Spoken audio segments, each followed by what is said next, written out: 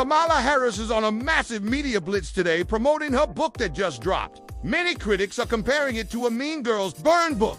She spares no one taking aim at friends and her former boss. She called President Biden's decision to seek re-election recklessness. She said the stakes were simply too high. Harris also addressed major criticism of Biden's decline while in office, admitting that at 81, Joe got tired.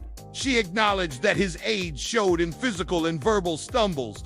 When asked if she regretted not voicing her opinion at the time, she said, "Yes, I have reflected on that, and I've written about it. Was it grace not to bring it up to him, or was it recklessness on my part? I do reflect on that and feel that it was reckless not to raise it with him. But I also felt that bringing it up might come off as self-serving and therefore lack the credibility it deserved."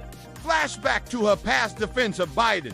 "Are you prepared to be commander-in-chief? Yes, I am, if necessary. But Joe Biden is going to be fine. I just don't understand this age thing with President Biden. Let's not get distracted. Let us look at whether we have a president who has actually produced and followed through on his commitments. Joe Biden has done that.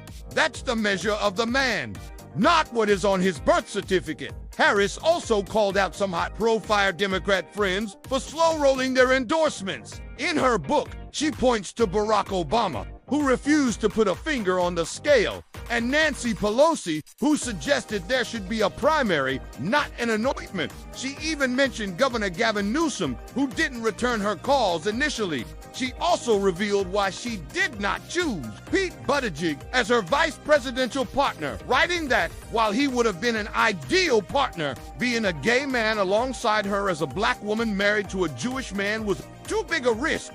Critics slammed her for discrimination.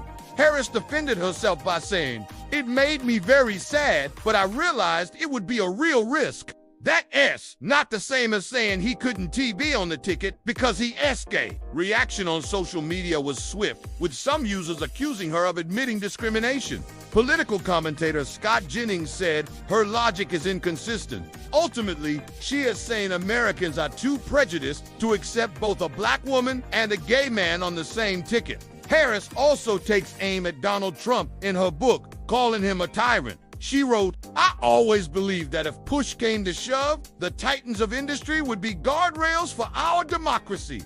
One by one, they have been silent. Yes, I use the word feckless.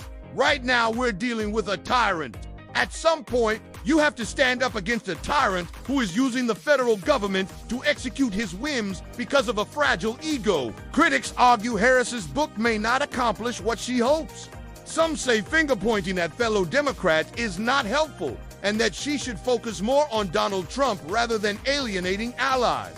Others point out that by bringing up race, gender, religion, and sexuality in her explanations, Harris risks fueling more identity politics backlash.